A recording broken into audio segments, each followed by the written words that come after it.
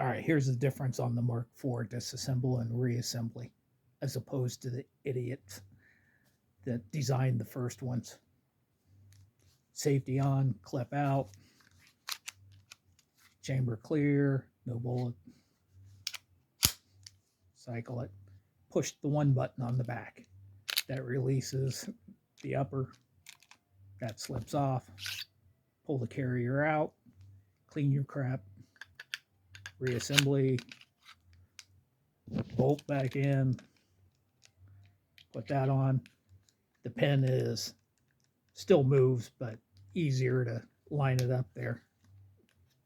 Get it in there. Snap it back down. Cycle. Ready to fire. Smart, not incredibly dumb like the other ones.